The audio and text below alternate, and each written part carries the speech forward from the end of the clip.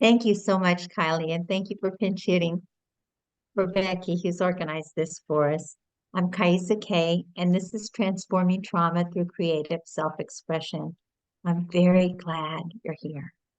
When I first started this, I called it Meaningful Fun, but a conversation with one of our SMEs gave me complete change of perspective and a really valuable one. So I've changed the name of it to Meaningful because this is a space that's going to be full of meaning about what we do and how we transform our trauma through artistic expression, more specifically.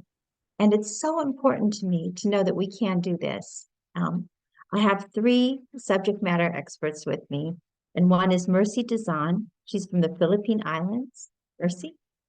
And she's a second generation sex worker and human trafficking survivor. She's a proud graduate of the Native Pathways program of the Evergreen State College, where she earned her BA in Indigenous Studies.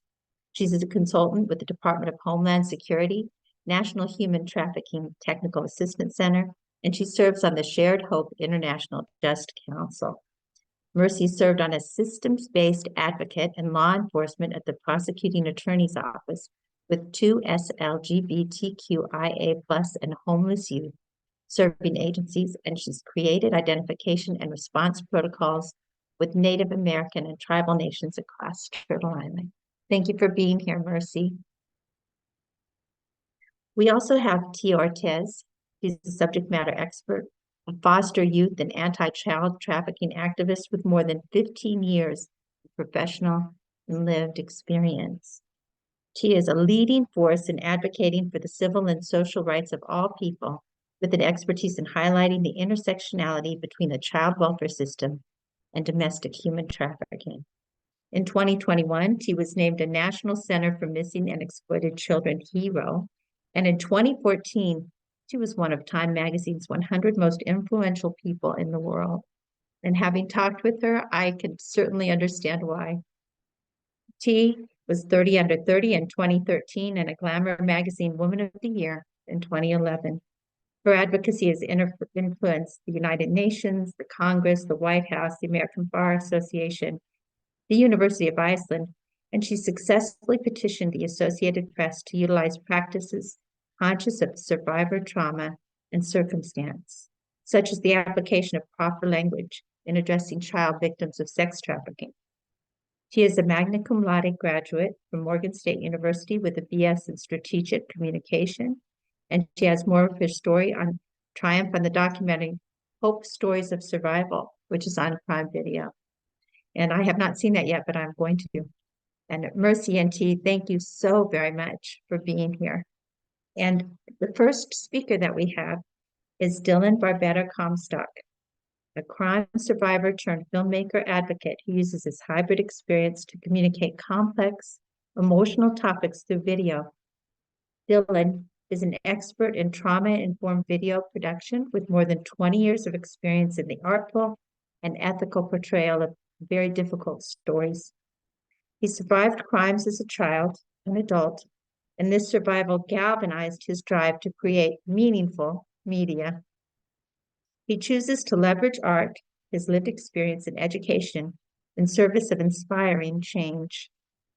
Dylan established Holiday Graves Media, LLC, to pursue this passion, and he's won numerous awards for his work with many, many clients, including PSU's Sexual Assault Forensic Examination Telehealth Center, the Network for Victim Recovery of DC, the Department of Justice Office for Victims of Crime, the National Education Association, and many others. I actually could be talking a long time if I continued this list.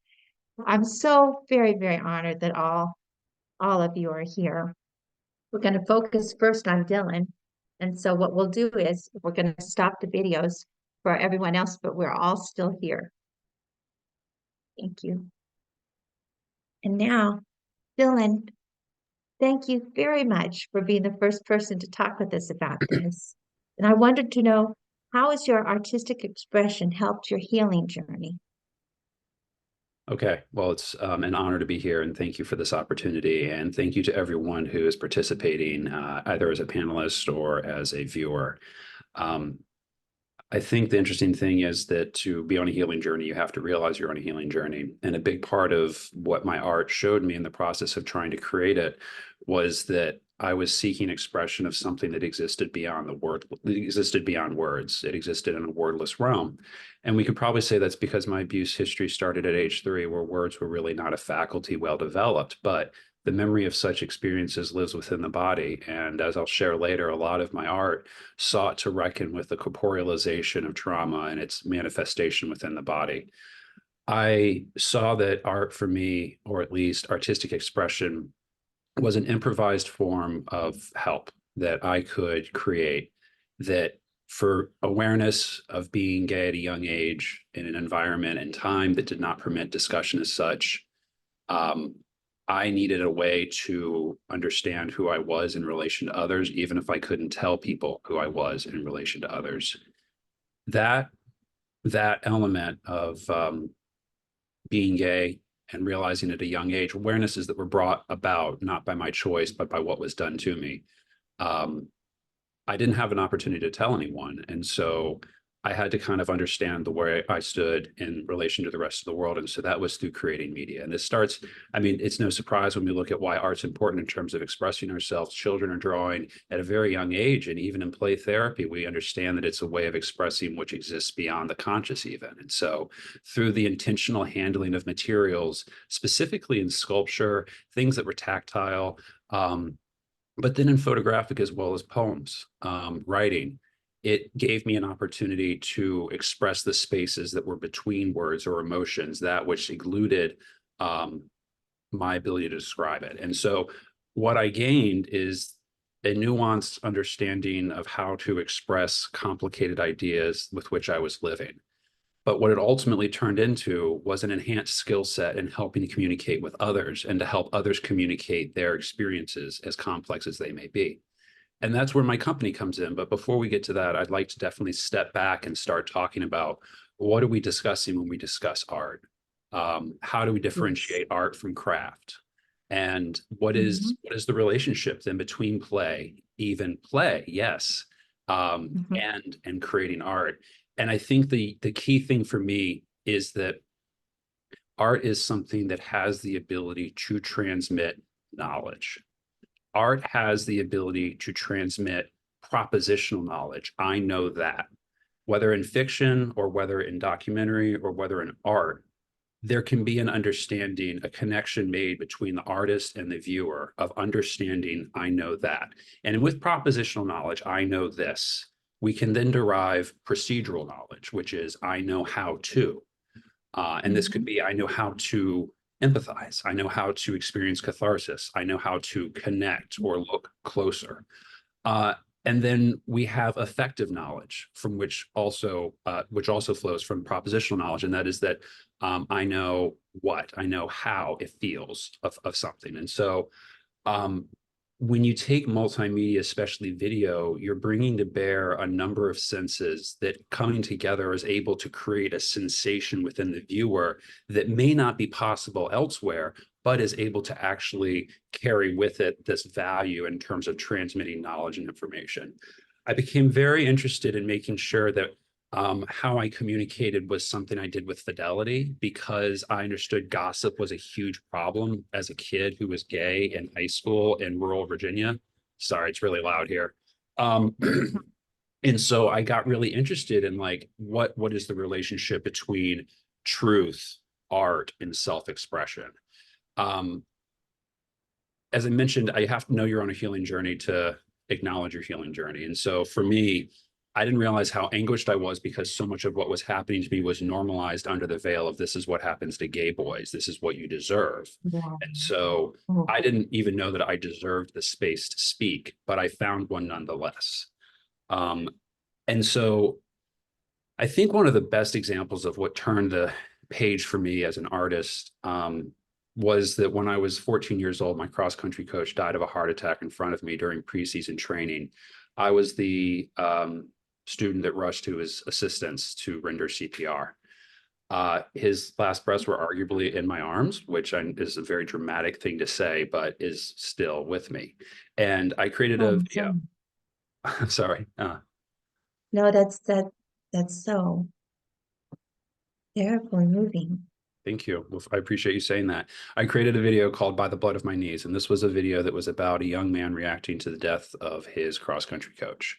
A lot of people were scandalized by the fact that I was going to create a video about the death of a beloved cross-country coach. I had to go to the headmaster. I got drawn in before the headmaster. I said, this isn't about him. This is about me. This is about me making sense of what happened to me. So, Yes, yes. if I may, I'm going to, Kiesa, if I could, can I share a little bit of that video? Oh, please do. All right, I'm going to show you all just the very beginning. All right, just bear with me for one moment, please. All right. Thank you. Yeah, of course. Let's see here.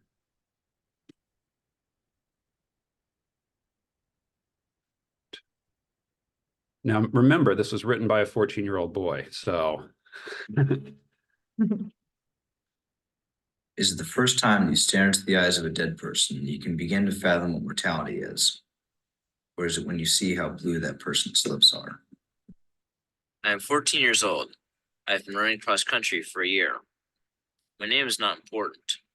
And in fact, there's no point in you knowing any more than that. This is a story of something that could have happened to anyone.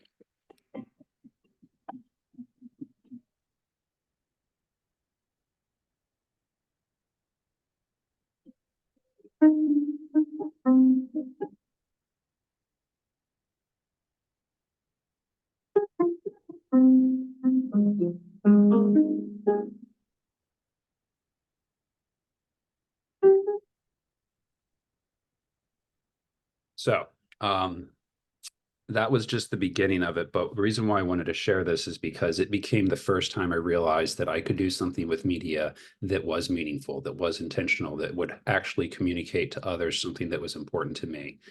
And so that really sort of kicked it off. But as I continued through my own abuse as an adolescent, there became a mounting number of emotions that needed expression. And so photography became a big thing in terms of expressing what I was dealing with and also helping others to understand. I'm going to go ahead.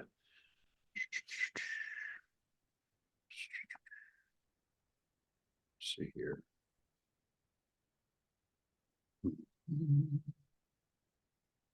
there we go.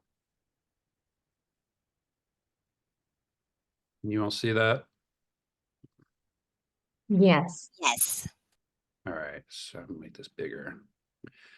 So this was made for, this is a photograph that I took when I was doing a photographic essay. But what I realized I was actually capturing in this was a lot of the sensations that I was experiencing as a abuse survivor who was continuing to experience abuse. And so this was an important thing for me to realize also that I could do in photography as well as in poetry, which I'll get to later. Ultimately, I was very pleased with the ability to take the intersection of crime, being queer, and other extenuating circumstances and find art as a place that could help me sublimate that anguish. Kiesa, do you have any other questions that you wanted to prompt me with? Well, what you said about sublimating that anguish really moves me because, in my view, art really helps support communication about those things that we experience that, if you said, they're difficult, if not impossible, to convey in words. And you had mentioned that you had a project called Disruptive Nocturnal Behaviors that you'd been Yes, working on for a while. And I wondered if you'd be willing to share some aspect of that project with us. absolutely. So The, the, the title is Disruptive Nocturnal Behaviors is fascinating in and of itself. So, thank you. Yeah, and that's actually a really good example and opportunity for me to kind of tie some things together. So another thing that happened to me when I was 8 years old, and this is after I was, this is after I'd been abused sexually for the first time, was that a drunk driver hit my family 3 days before Christmas and put me in a coma and a body cast. So I woke up in a situation where so many things had occurred in my sleep that I was not aware of that had changed me forever. Now, granted, a coma isn't exactly the same thing as sleep, but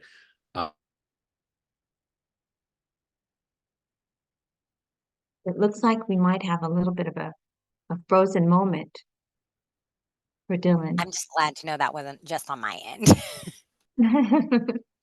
Yes, I really I was want to gonna hear. say, let's hopefully give him a second and it'll catch back up is my hope here. Is it a technical stop? I'm guessing because we are all still going okay, I'm guessing it's a internet or a connection issue on Dylan's end here, Mhm. which is really unfortunate because I was really Fascinating. intrigued to see where that conversation was going. I feel like he's coming back, guys. I have to have faith.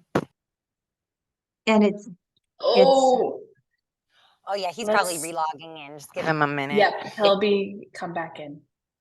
thank you for taking this pause. How T and Mercy, while we're here, how are you doing with this? Is it moving you as it is me? It is definitely very influential. It's very powerful. And I'm not gonna lie, given the fact that we've gotten to do work with Dylan on, alongside him, being able to see this ability for him to be so vulnerable and it be so expressive, I'm really, really appreciative of his craft. Yes. Absolutely. It's Yes. one of the role model for men expressing vulnerability. Not just in a one statement or a sentence, right? But it's an ongoing journey of demonstrating vulnerability to other men. And he is a man, He is important for the young men, the boys in my life, the ones to come next, that they express themselves.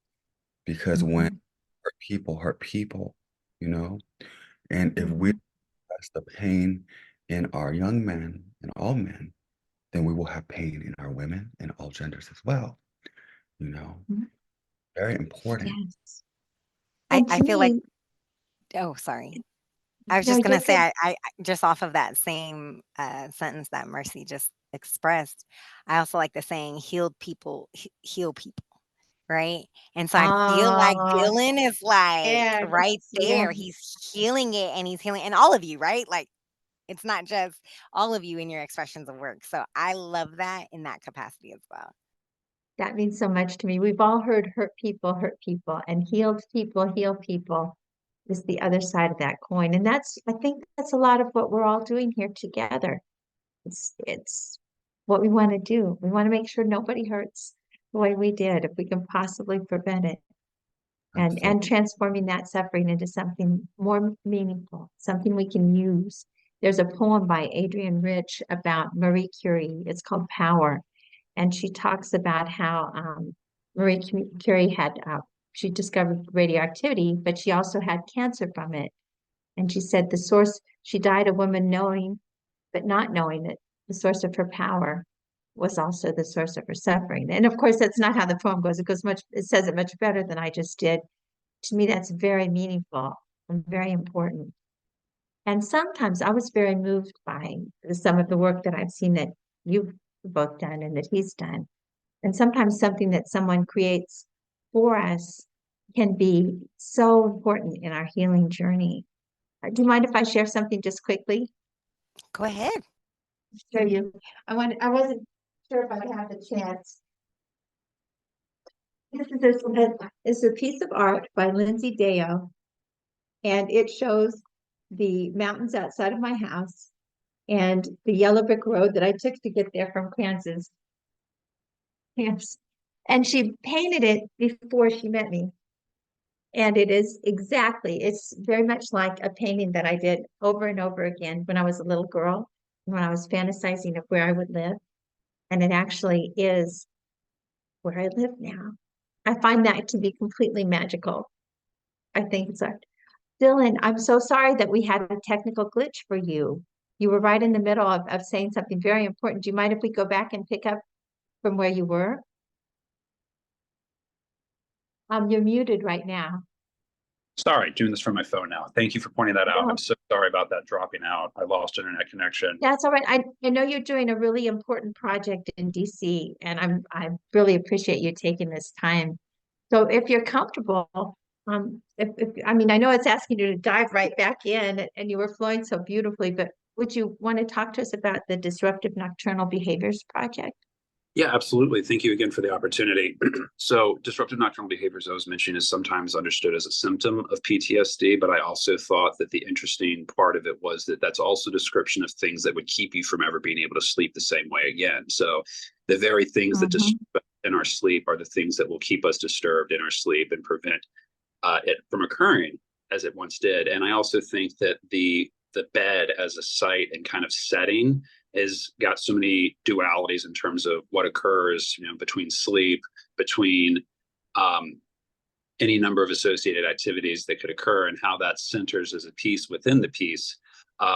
It has actually turned into a script. The Disruptive Nocturnal Behaviors series was a 26-panel series that included poetry and photography, collage, and it really tapped into some of the most visceral responses to having complex PTSD and a lifetime history of sexual abuse, and being an adult rape survivor as well, which is an interesting thing, is to look at like the linkages between our past traumas and then the future traumas we encounter, and then creating art and understanding how that transpired, even after the fact. And so Disruptive Nocturnal Behaviors was basically, as an artist, touching the flame of what it was that had been driving me, I hate the expression, but into dark places, insane. And so I was able to create that series, and then I'm now turning it into a script called The Pressing Bed, that is an experimental short film that hopes to add a avenue into understanding the experiences after experiencing certain things, as cryptic as that sounds. Did you want to screen share one of the things from that, or? I can read it to you, but unfortunately I'm on my phone right now, which means that well, then we won't do that. Let me see what I can do. Well, we might not want to take any technical risks. So Okay, reading it would be wonderful. And what I'm thinking is I want to do an hour now with each one of you individually. This is very important. See that? Yes. Okay. When we cannot crawl into these spaces like we could when we were kids. Stale comforts have closed in and kicked us out. They are as tired of us as we are in need of them. Hope in pornographic self-portraits sent to strangers across phone lines smolders in the realization that these transparent fantasies can no longer hold back loneliness. We are saturated, too heavy for sobriety. Shame felt is commensurate with knowing that we want ourselves only as much as we are wanted. I wrote that in a time when I was really struggling with cocaine addiction as well as sexual abuse. Sobriety was a really tough thing for me back then.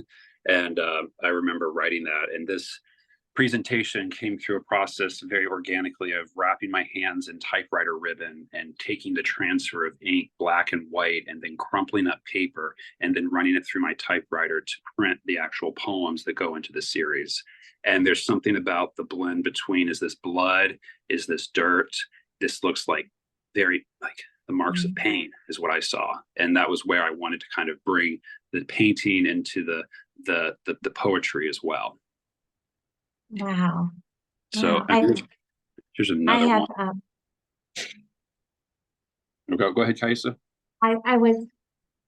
I heard someone talking about addiction say that when using that, if you've ever been in a terrible thunderstorm and you're driving, and for a little while you go under a bridge, and then all of a sudden there's that terrible thunderstorm again, that time of being under the bridge is time what it felt like for that person to do that drug, that it was a moment of peace in a time of chaos.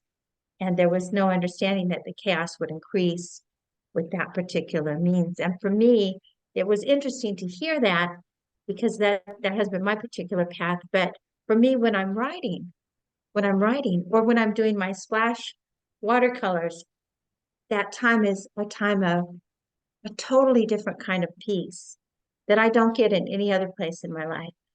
And it's like that life is this chaos, and you're going under the bridge, and it's quiet and peaceful, and you're where you need to be before the chaos comes in again. So for me, the work of art does that. It does that. It restores me in that way. And I suppose that in a way it's very cathartic. Mhm. Thank you for sharing But that. there was something else you were about to share. I didn't mean to interrupt you. Oh, no, it's just about what I was saying earlier about like the corporealization of trauma and like how I became obsessed with the body's form, Mhm. as both the crime scene as well as like the keeper of memories that we don't even remember. And I think Mhm. about the adjustments we make to our bodies in order to deal with things that we don't understand. And by that, I mean specifically psychotropic pharmaceuticals and like Mhm. how much not remembering is worth life living. Is life worth Mhm. living? That's like how much do we need to forget in order just to live? And I think that is like Mhm. such a casualty of so much that a person should have, like memories of a childhood that don't frighten, that don't concern, and thinking about what I've had to do. I mean, how many pounds of pills I take each year just to get through the day. And so in thinking about that, I'd made this is one of the panels, memories remade, the body remembers what the mind does not. um, and that was one of them.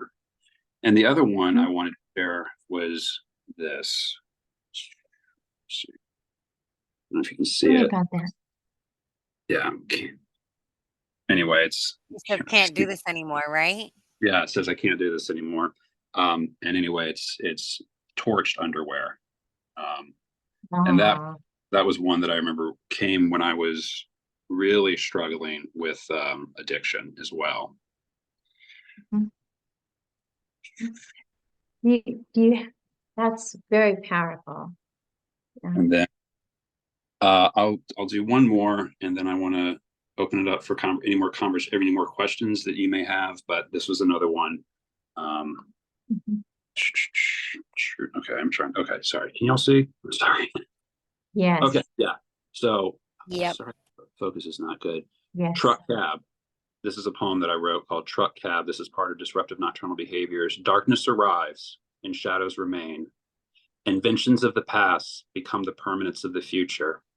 One man stark naked, staring at his former nude self. The younger glance returning dread to the one that would destroy him. The sounds of winter in a truck cab. This holiday drive-through is closed. Mhm. Thank you. Mhm. That's very, very powerful. There is one, I don't know if you can, it might not be on your phone. There was one that you showed me earlier that you had done one version when you were 14 Oh and one yeah. version. I'll show I might be asking too much to ask you to No. This find is it. good. Forgot about that one. So here is two sculptures that I made. One, the blue one, was made when I was 15. His name is Alexander. That 15 was before I was addicted to any substances, but had already been sexually abused and raped without realizing it, essentially. I mean, I knew I was being abused, but there are the things that I didn't even know I had permission to call myself because I didn't realize I was actually worthy of being called abused in a lot of ways, which may sound overstated, but is true. The green one was made when I was addicted to crystal meth, and I was really struggling to get unaddicted from crystal meth. And not surprisingly, crystal meth often comes after cocaine and addiction.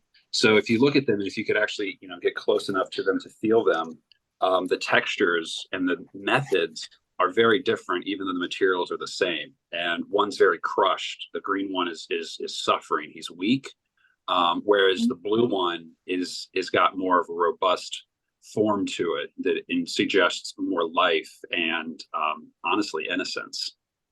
Mhm. Mhm. They're they're very beautiful. Thank you. Oh, Uh, and the last one I think I'll do. I forget about this one often. And this one was made when I was 14, and I had been well, a lot of bad stuff happened when I was 14, and I don't know if you can see it, but it's a pair of underwear with spikes coming out of Nails, right? it. Or spike. Yeah. mhm. Yeah. And Mhm. someone I remember made a comment about this piece once, and they're like, I don't know, some throwaway statement. And I Mhm. Oh dear, we've lost you. Oh, We've lost no, you. he's muted. He's muted. Okay. sorry. Dylan, Can you hear me? that's all right. Awesome. Yeah. was the realization that the very thing that I didn't trust was the thing that meant I wasn't trustworthy, and that this thing that I couldn't control would be the thing that controlled me. And that it was this fear of embracing my identity and also fear of having my identity embraced by others. And that's where this piece came from. And that, juvenile though it may seem and feel, I remember it stuck with me for a reason. Doesn't seem juvenile to me at all, except in the sense of being important. That is, what's really moving me is your willingness to share that pain and how you transformed it through that work. I mean, I can feel it in your work. I can feel it in my heart.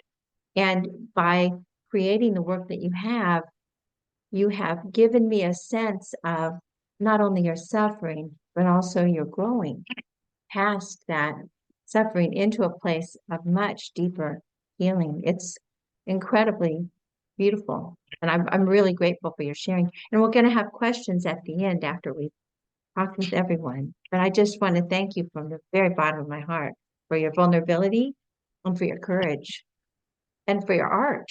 I mean, it's phenomenally moving.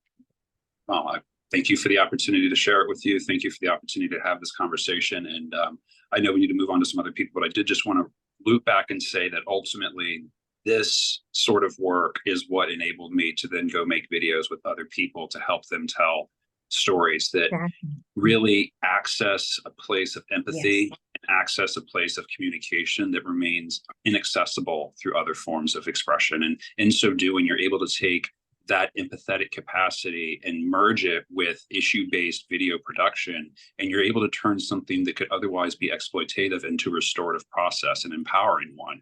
And I feel while what I do for a profession is a job, it definitely benefits from this craft. Yes. I love the word restorative and empowering. And that's exactly right. And doing that work enables you to do the other work. It opens you up to a greater place of strength. Thank you so much, Dylan. Thank you. And Kiesa, yeah. Kiesa, just from a time perspective, we've got 23 minutes left together. So I just wanted to make sure we All right. have space All for right. the other panelists. Thank you. T, we'll go next to T. Hi, Hi, everyone. Did T. you have a question you wanted to start off with, Kais? I wasn't sure. Yes, I wanted to know how your artistic expression has helped your healing journey. So, first of all, I want to say that the time is going to be most spent with the two real artists on this, which is Oh, Dylan and Mercy. I T, am you're a real representing artist. for one of those girls who, like, all the horoscopes say I'm creative, but that's not my reality. You know what I mean? I'm a city girl. I'm Boricua. I'm very like a lively, like human and human person. So I never would say that I was like particularly creative, but here we are, right? So I feel like I'm a big believer. I think a lot of the things, just like many of us, have had traumas that have happened to our bodies. So I'm a huge believer of somatic healing and the way in which expressing that in kind of like innovative and unconventional ways. And so I am literally that person that's like open to try anything once, you know what I mean? If it works. So my creative expression has been derived working with, the behavioral healthcare system back in Oakland, things like that, doing like art therapy. We worked with a local artist, things like that. And so for me, it's always been like kind of like an informational, experimental, let me see how this works for me, dibby dabby type thing. Um, but what I came to share with you guys today is something that I call my healing totem. And it was not something that I started at all early like Dylan. I actually will say I started this in the last year and a half. And it was a journey that was brought to me. I recently went through a lot that had re-emphasized my trauma, both physical trauma and psychological trauma that came from both me being a survivor of childhood sexual abuse, where my first documented sexual abuse was at 1 month old, and that's first documented. And then, becoming, and being a foster youth and being abused in those ways, and then, you know, being a victim of sex trafficking at 10 years old. So I say all that to say that there was a lot of complexity with me and a lot of ways that I need to figure out to get that out. But separate from that, one of the most traumatic things that I've been through, I think, has been my divorce. And that happened recently after becoming a new mom. I was left 10 days after becoming a new mother. So that was really hard. In this journey, I have been living in Hawaii, which is where I currently live, and I've been able to meet amazing people from all around the world. So I met this man. He's from New Zealand. His name is Tanu, and he makes amazing statues of like whales out of redwood trees. And like he's something there are like things by this man all over the world. And he's one of those guys that are just pretty old school. He doesn't do social media. You're lucky if you got his phone number type thing. And so he taught me a form of what I call it's like a form of woodworking because again, his main work is with wood. Um, and so what we did is we got out this huge piece of wood and we painted it. And he built me a custom mallet and chisel, which I could show you the mallet shortly. And we painted this piece of wood. And he said, I want you to just get in there and take your feelings and put it on this thing. And I was like, what are you talking about? Me with wood? Like, that's not me. I'm not that girl. Like, inner city girl, like, nah. So, long story short, it was a slow start. I was very uncomfortable with the idea initially, but it really has done a lot for me. Being able to take something, and I think for me, again, a lot of the aggression that was done to my body at an early age, a lot of the physical impacts that were done, I've never had a chance to resound them out. Get that energy in the outward force. And so for me, taking a hammer, a mallet, and a chisel to something, and just like bang, bang, bang, bang, bang, was so therapeutic. Okay, so some of us can have an understanding of these ideologies because rage rooms exist, right? So some of us just got to work it out in a little different way, still creative, but a little differently. So Mhm. I would like to show you all a few of, thank you. Oh my God, Jan, I appreciate that. I just seen that comment.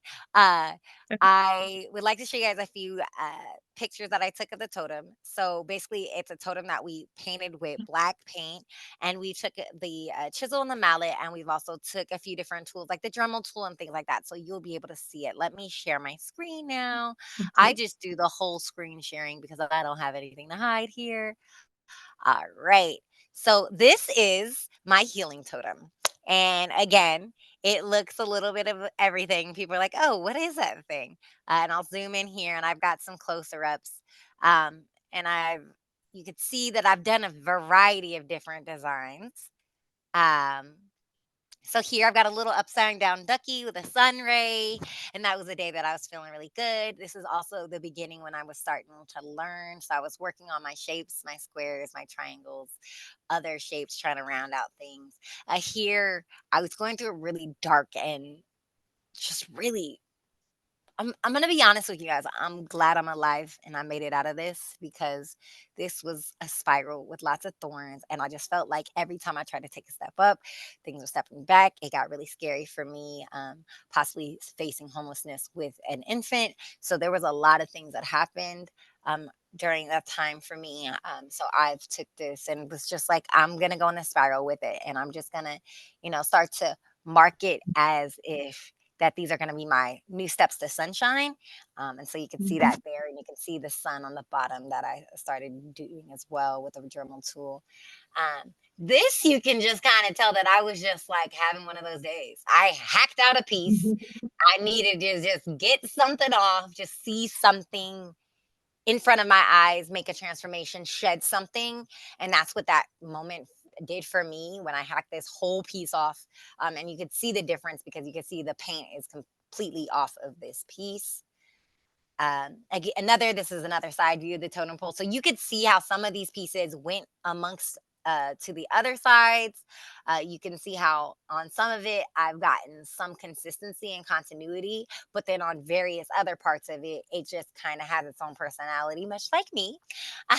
So I think it really shapes and shares also how structure has been important to me. Oh, let me not show you guys yourselves, right? Structure has been important to me. Um, And it's something that I value and I return back to when I'm trying to seek healing. And so I think the continuity and the things that you see that are consistent in the totem have expressed that for myself. Um, Oh, Again, you can beautiful. just see a lot of it. This is with the Dremel tool, just really grinding out stuff, just and feeling it. There's something about feeling something in your hand.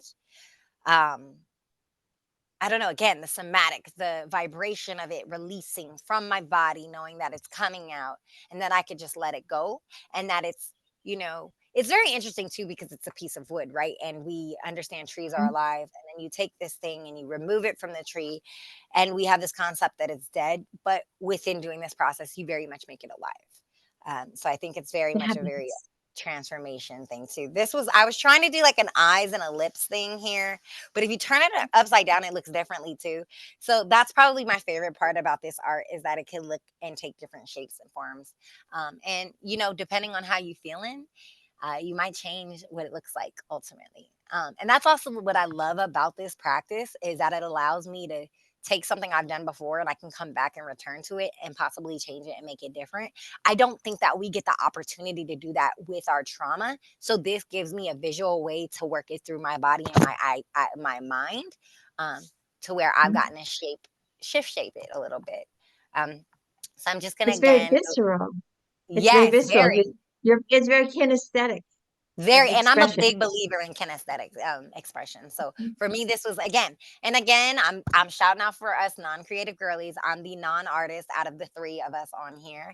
Well, But this is T, something that I I don't want to contradict you, but there is no way that this is the work of a non-creative woman. That is, I'm sorry, T, that's not happening in my brain. well, You do are, you see? It's a little you are scatterbrained, amazing. which I like though. I think again, and especially being, survivors of things, I'm all about how do we look at something, not just the re-victimization opportunities, but the reclamation opportunities. So for me, it's like being scatterbrained, being able to have a canvas where nobody else controls it.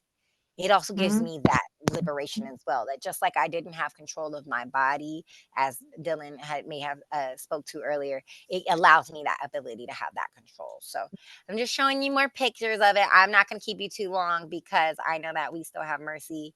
But as you can see, that there are tons of different feelings going on, and you can really tell even seeing the lines and how structured some of my lines were, kind of what I was going through, and how some of them were a little more faulty or whatever. So all Does that it good help stuff. I look, feel does it help you to look at it again?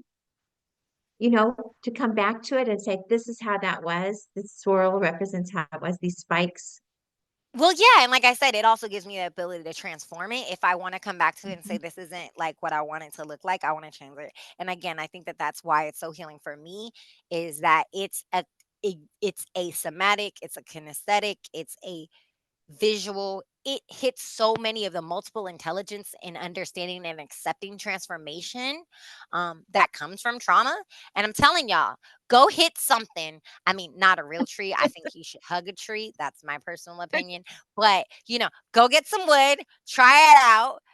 Rage Grooves Mhm. exists for a reason. Shout out to all of us, like trying to be creative, non creative girlies and folks. So I I won't love hold that. you I too love it long so because much. Dylan has been amazing and Mercy is definitely something to hold your shoots for.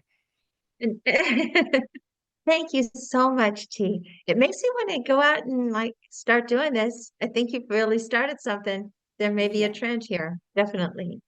Well, I Thank you. appreciate you for this time. And, and Mercy, thank you so much.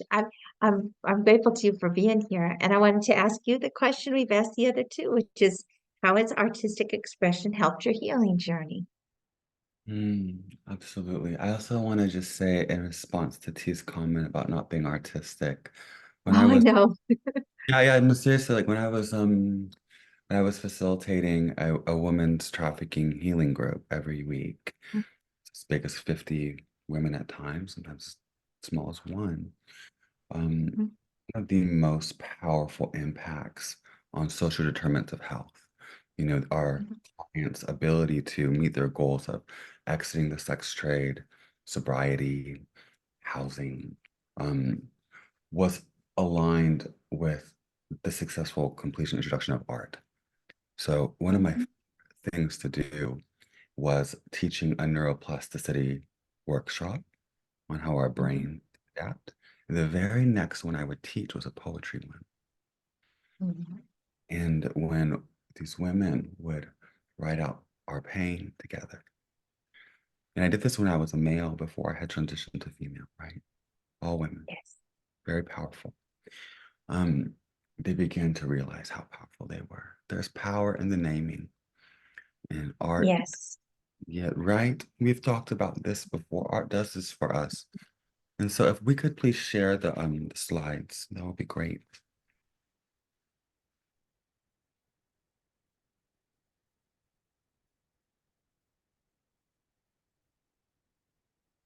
Lamenting over the way we have lived in liberation.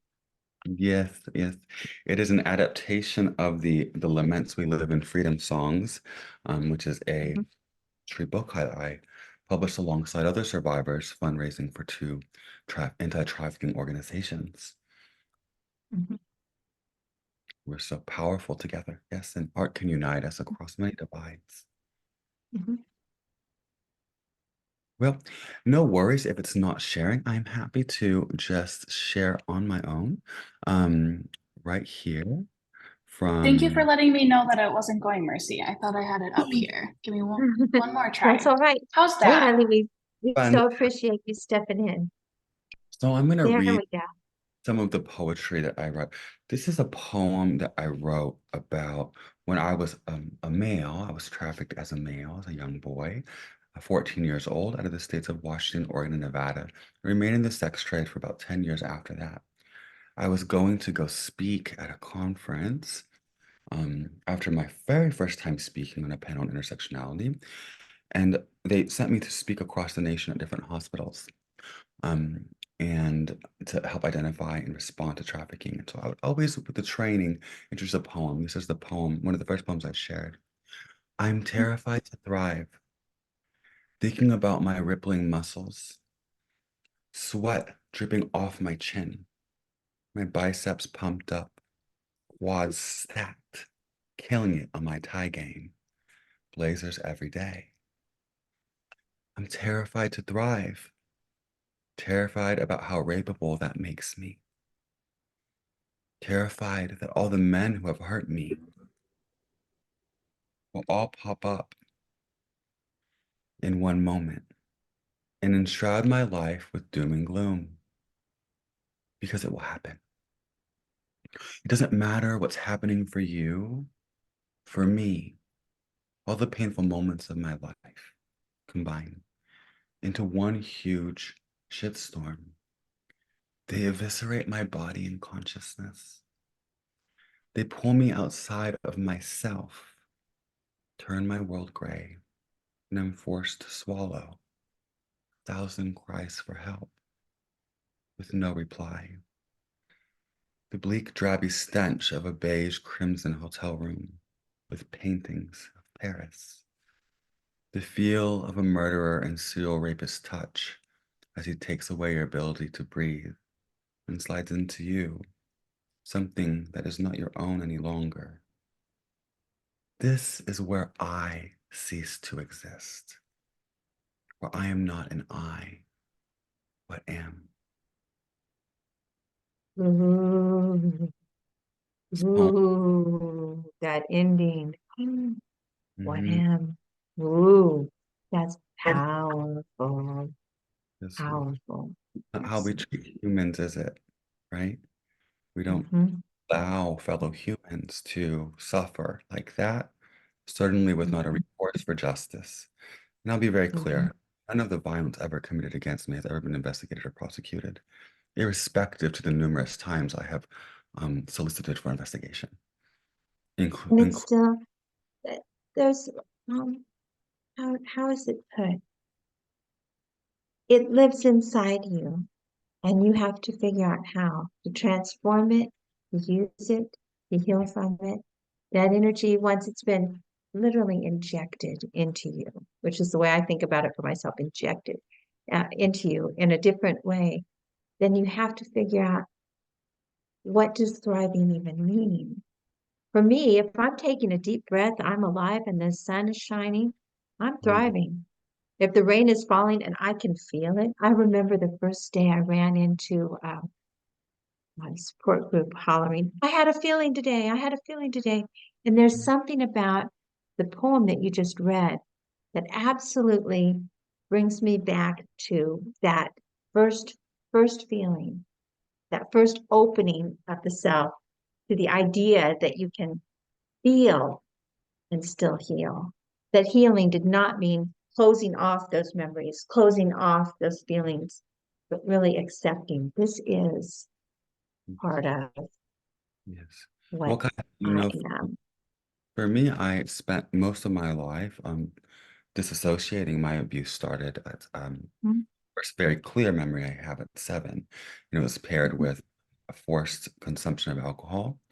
And Mhm. at 15, I was trafficked and groomed with narcotic restraints. And, so for me, I've been disassociating for quite some time. And before I could feel through therapy in the way that you feel the wind blow and hear the whistle in the leaves or it Mhm. across your skin, I did not feel those things for many years. You know, Mhm. I remember distinctly hearing the fan in my therapist's office when we were doing EMDR and crying because all the details of the world had missed me. And I Mhm. started to mourn for the beauty I had missed. And It's so, of like you had to close around that in order to protect that inner core of yourself. You had to close out so much, so course, and often. this was my way of feeling. I did not feel, so I named what I longed for. I could not think or name the harms that were committed against me because I had no justice system that was responding to me. And so I had to Mhm. create my own narrative for what justice looked like. I did not have that opportunity in court to name, you have hurt me, and I don't deserve that. And nor do I Mhm. deserve to be the one responsible for amassing the resources to heal from it. Mhm. So So this, having no recourse just for like that, any no adult, recourse for justice, you can still create your art you and can't. you find yourself heard. We use cases of prosecution and investigation to create a narrative of truth, and but art for time immemorial has always been the people's truth, is it not? Mhm. Is it not the most Mhm. accurate depiction of history? Can we go to the next slide, please? Why I didn't report as a child. When your own mother denounces you as a liar and reported being molested by my father, why would I think the police would believe me? When the policeman who pulled me in a trick over told me, you're lucky I have more important things to take care of, why would 14-year-old me think they cared? When the nurses held me down like the man who just strangled me, where would I find the words to speak? When the police have lied on every single police report about me, why would I believe in that process? When I'm forced to have sex over and over again anyways, why would I think it would end? When the police are doing the beatings, why would it feel safe to report? When you've been seen police sexually extort your friends, why would you want it to happen again? I've experienced sexual abuse as a child. I'll probably spend the rest of my life pursuing healing from that abuse. I don't need any additional points of trauma.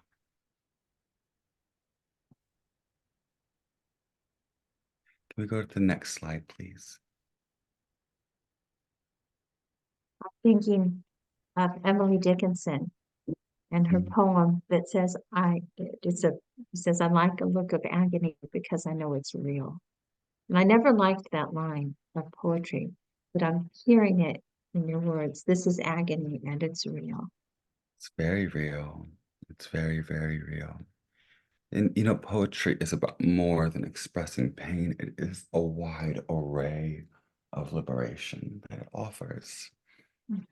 I wrote this for the National Center for Missing and Exploited Children's team because they inspire me so much. I'm like, oh, y'all are so cool. Um, and I had also received an award from them and just wanted to give gratitude. And so I wrote this poem for them. Dear Missing Kid, I noticed you were gone.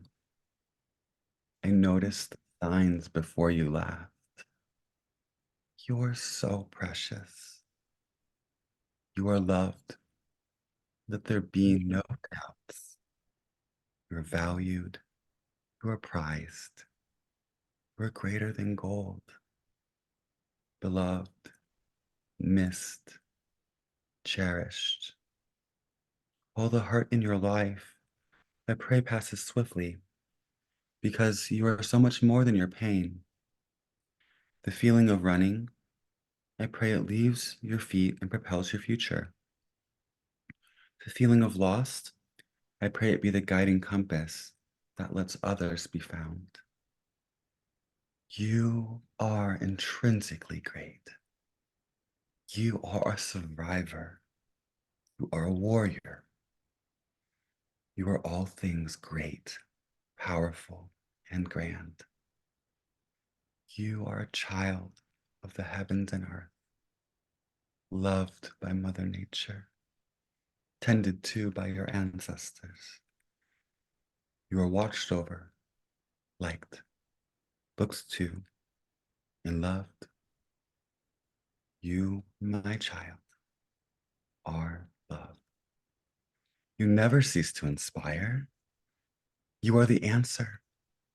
You are loved, child. Don't you ever forget it. Auntie Mercy. Mercy, it's such a deep thank you that I give to you. Such a deep thank you. Because unfortunately, we're at the end of our time. And I want to hear more. I want to know more. But there's such a blessing in being able to feel inside your experience through your poetry and the horror of it. And then to end with you are a survivor, you are a warrior, you are all things great, powerful, and great. I want to You end are a actually. child of the heavens ago. I want to Yes, actually do you have one? on a picture with a statement.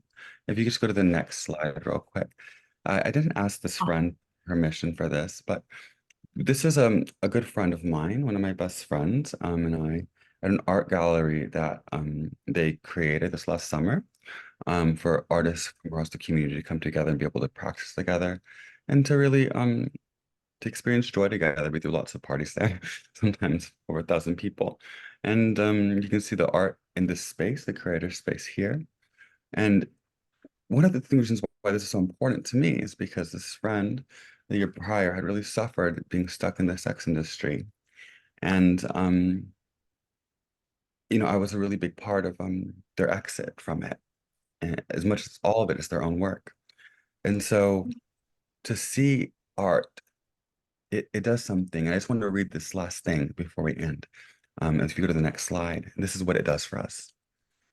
I'm experiencing coming through the doors at work and walking past community members who are creating and selling art instead of dope.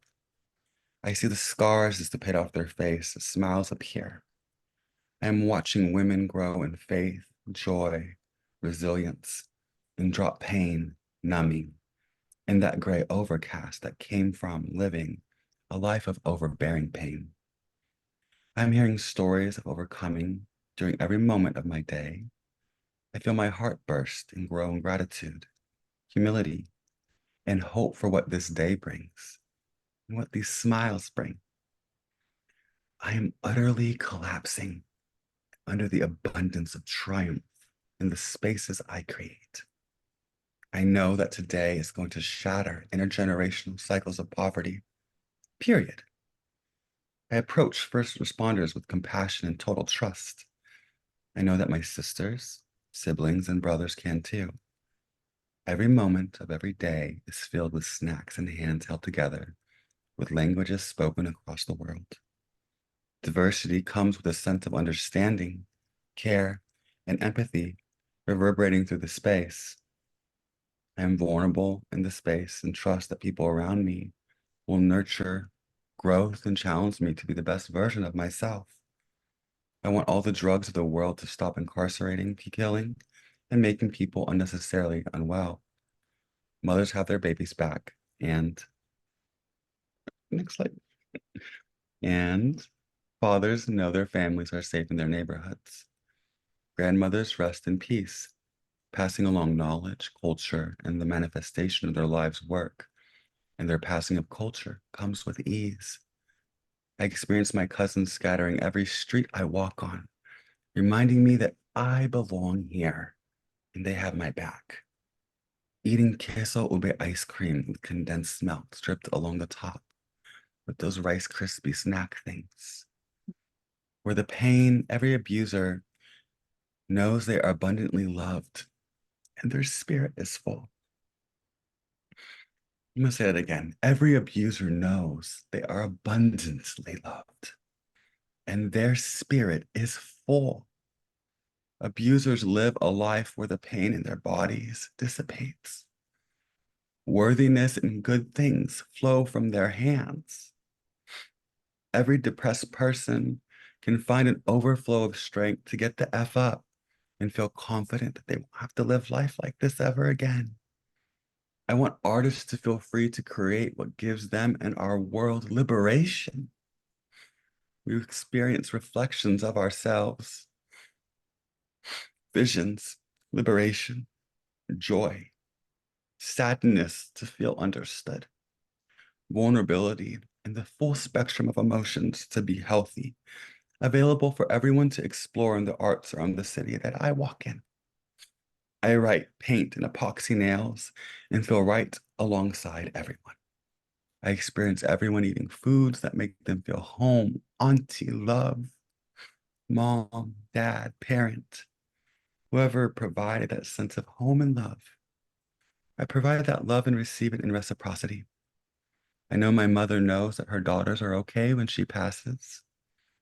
I see my father let go of his pain and feel his body and see him genuinely smiling from ear to ear, knowing he finds peace in the world and himself.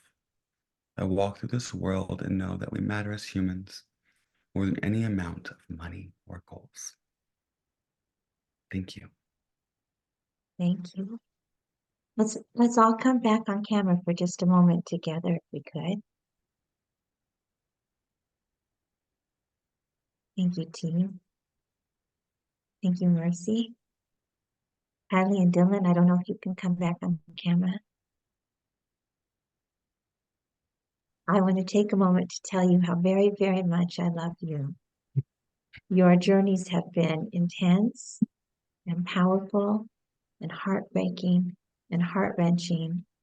And your determination to help others, to bring others to a greater sensitivity and understanding of that experience, and to use your art in service, not only to yourself and your catharsis, but to humanity, makes me glad to be a human being. And I haven't always had a life that made me glad to be one. So I want you to know that in you, I see peace and love and a kind of continuity of hope and healing and happiness. And I want to thank you from the bottom of my heart for being here and sharing this time and sharing your art with us today. And I hope you'll each one come back and do a whole hour with me because we need it. We need it. I need it. Yes. Thank you. Thank you so much, you all. Thank you. Thank you. Thank you so much for this opportunity. Thank you. Are we Thank doing you. a debrief after this or? Mhm. Thank you. All right, let's take a big deep breath together.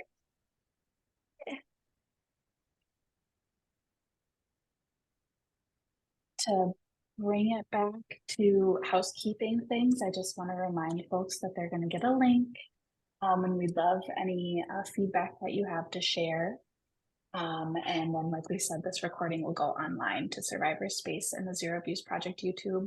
I just wanted to create space. There was a few questions, I think, at the very beginning. If there is anywhere where folks could view your art or your work publicly, would you be inclined to share? That's one of the things that I think I saw that we just didn't talk about yet. And then we'll be done for the day.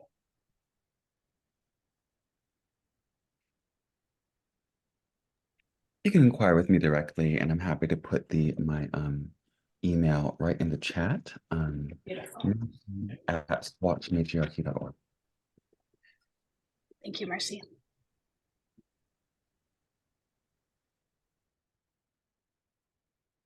I'm going to go ahead and put my email in the chat too. Wonderful. Thank you. All right. I'm gonna, and there's T's as well. Thank you. Dylan, did you want to share either an email or where folks can see your work? Yeah, I'm sorry. I'm on the struggle bus right now with this phone and using Zoom. I'm trying to figure out where the chat part is so I can do that. Mhm.